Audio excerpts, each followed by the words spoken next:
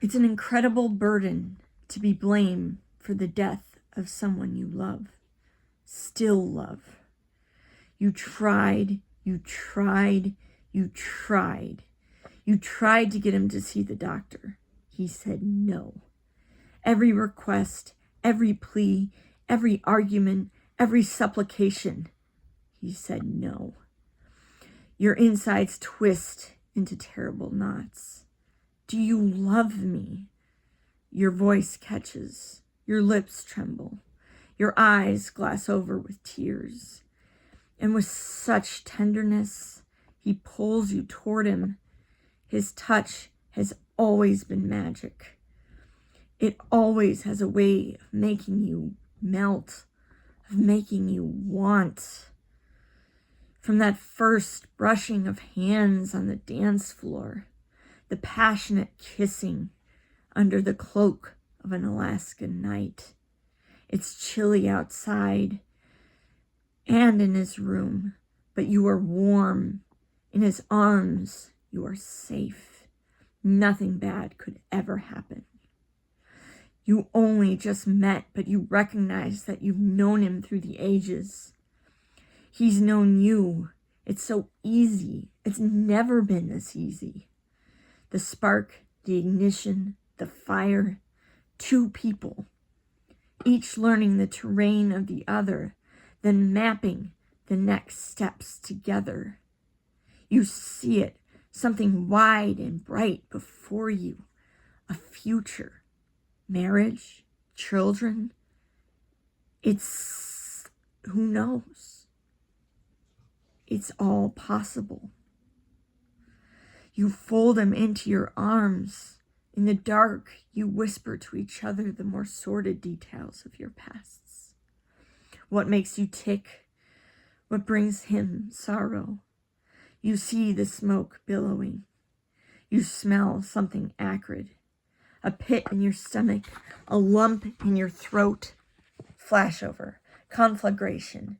This beast he thought he had tamed now has him in its clutches. You try to wrangle him loose. He says he's got this. His head is bloodied. His skin is yellow. No, he tells you. No, no, no. Every day you are consumed with panic, with dread, with blackness. You can't breathe. I'm fine, he spouts, convinced. Then, with a warmth and love so complete, his beautiful but sickly eyes land on you. I hate to see you in such distress. Then go. No. Go. No. Go. No. Gone. And you don't know he's gone. He's ripped from you after you finally get him to the hospital. You are excised with cruel precision. Suddenly, you are the reason for the sickness. You are to blame.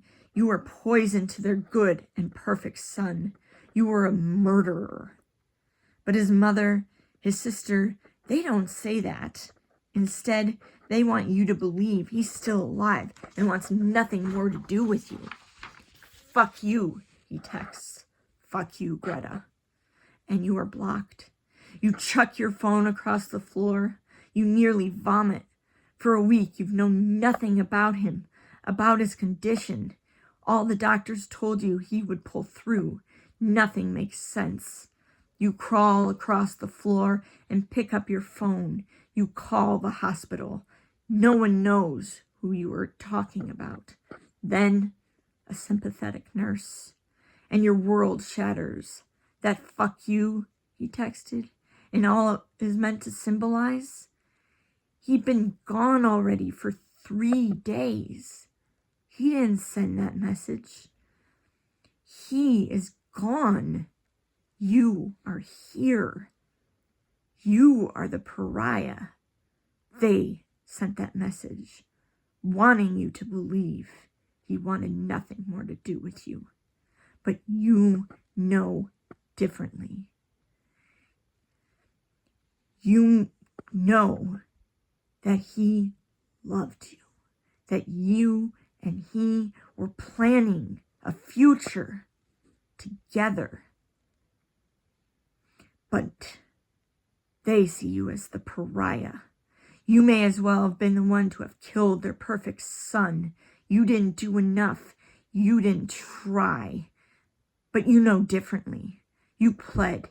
You cried. You tried. You tried. You tried. And he told you no. No, no, no.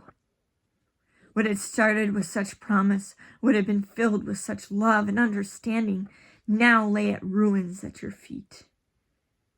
You know you did everything you could, and it eats at you like acid that you couldn't have done more. You regret it, but you don't feel guilty. You know you did. You're sad you couldn't have done more. But one thing you do know, it's not your fault. It's not. It's not your fault.